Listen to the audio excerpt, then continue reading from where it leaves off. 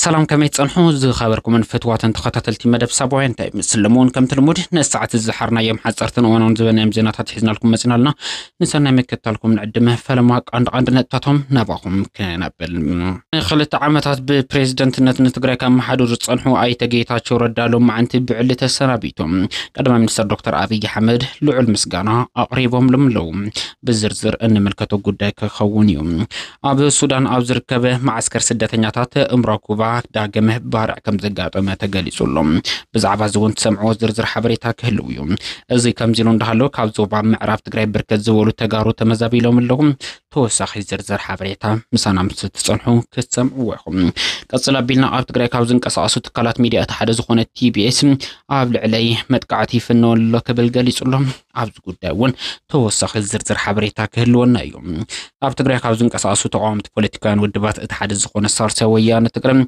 قداي مزابلتي بسنك حوحاتي رسع له كبل كاسيسلهم حابيركم ناصنحهم لايك كومنت شير سبسكرايب مكبر اين زنقم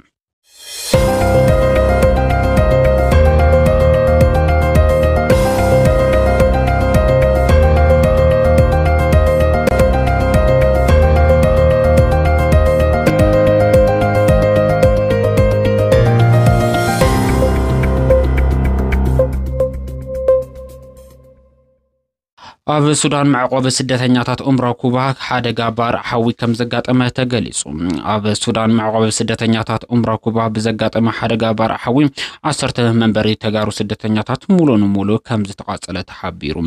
اب وشت حدا ورحين خلاي غزي كم زغاطمه استنغرلو حادقا بارع حوي منقليون اب سبحي وزبصحو حادقا اسكا حزي مصري يغبرلو كم زلو تغليصلو اب وشت زي ورحي قدم كبل بزغاطمه حادقا بارع هيوت كلت أحوات كم زحلفة زذكريم أزي كم زيلون دخلوا 75 تجارم نمعرف تجري بزور روح حيلتات بزبصهم بدل ناف السودان تسددهم كم زلوا لما عندي تسمح بريتا أملا خيطلهم أب معرف تجري كتماتات عدقوشو عدبين حموران تسددوا أتم وجنات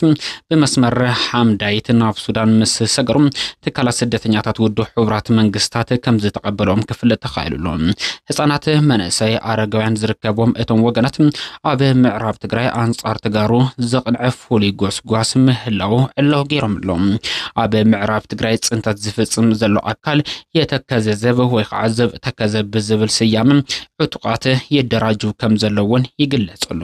በዞም ኃይልታት አቢሉውን አንጻር ተጋሩ ዘቅንዕ መጠነ ሰፊሕ ወፍርታት ይካይድ ከም ዘሎ ፍልፍላት ይጠቅሱ መምላስ معراب تግራይ ዛዕባ ሕድሕድ ትግራዋይ ክኸውን ዝጽውዕ ስደተኛታት ይኹን እምበር ፖለቲከኛታት ኣብ ሕድሕዳዊ ፖለቲካው ቅልውላው ምእታዎም ጽዕቡ ግን በወገን እቶም ስደተኛታትን ተመዛበልትን ትግራይ ከቢድ ነቀፌታ እንዳገጠሙም ይርከብ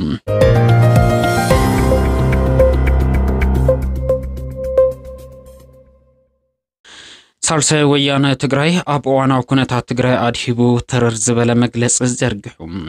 ዛዕባ ግዛኣታዊ ሓድነትን ተፈናቀልትን ትግራይ ቀስ ብቀስ ዋና ብሄራዊ ዛዕባ ካብ ምዃን እናወረደ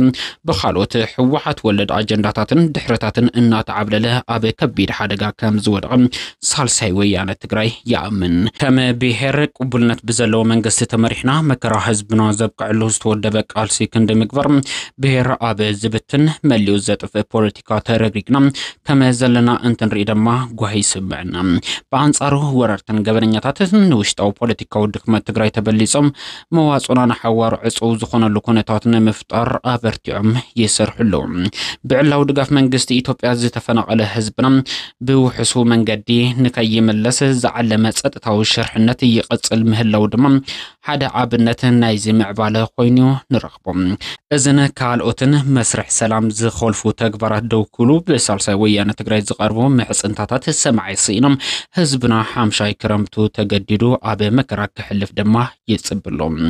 ሕዚ ጽንኩር ጸገመ ብዘይ ዝተወደበ ብሄራዊ ቃልሲ ዝመጽለው ጥከም ዘለ ሳልሳይ ወያነ ትግራይ ይኣምን ኣብ ፖለቲካው ልዝብ ዝተመስረተ ብሄራዊ ጉባኤ ብምግባር ንድሕነት ብሄር ዝውክል ብርቱዕ መንግስቲ ክመስረት ብልዑል ፖለቲካው ንቕሓት ምስራሕ ንጽባሕ ዘይበሃል ዋኒን ከም ዝኾነ ብምእማን ምልኣተ ህዝብና ብፍላይ ድማ መንሰይ ትግራይ ኣብ ጎነና ኮይኑ ክቃልስ ድማ ደጊምና ንጽውዕ ሳልሳይ ወያነ ትግራይ 29 መጋቢት 2017 ዓመተ ምህረት በአቆጻጽራ ገዝ ኣብ ዘውጾ መግለጺ ጠቂሱ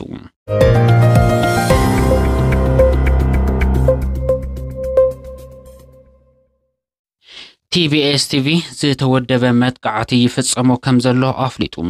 መሰረቱ ኣብ ትግራይ ብምግባር ቅድሚ ሓደ ዓመት ተጣይሹ ፈነወ ዝጀመረ ውልቀ ትካል ቴሌቪዥን TBS እቲ ይፍጸሞ ኣሎ ዝተባሃለ ዝተወደበ መጥቃዕቲ ፈነወ ናብ ዝዓንቀፈ ብርኪ ከም ዝተሰጋገረ ገሊጹሉ ማኔጅመንት እቲ ትካል ኣብ ዘውፅኦ መግለጺ ኣብ ልዕሊ ፕሬስ ዝተፈጸመ መጥቃዕቲ ኢሉ ኣብ ዘርግሖ መግለጺ ጉዳይ ክልከላ ነዳዲ ከም ዝኾነ እውን ገሊጹሉ እቲ ትካል ናይ ሰራሕተኛታት ሰርቪስ መካይን ጀነሬተር ዘድል ነዳዲ ንምርካብ ሎሚ 29 መጋቢት 2017 ዓመተ ምህረት ብኣቆጻጽራ ገዝ ናብ ኤጀንሲ ንግድን ሰደድን ሕቶ ከም ዘቕረበን TBS TV ዝበሃል ኣይንፈልጥን ዝብል ምላሽ ከም ዝተዋሃቦ እዩ ዕላው ዝገበረ እቲ ትካል ሎማዓንቲ ኣብ ዘርግሖ መግለጺ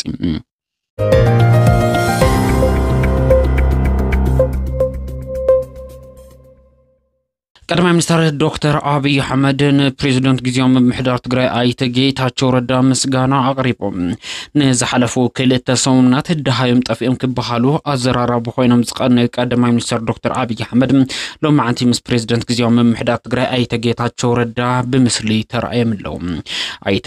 ኣይተ ጌታቸው ረዳ ንዝገበርዎ ኣስተዋጽኦ የመስግን ክብሉ እውን እቶም ቀዳማይ ሚኒስትር ኣብ ዕላው ኤክስ ገጾም ኣፍሊጦም ኣለዉ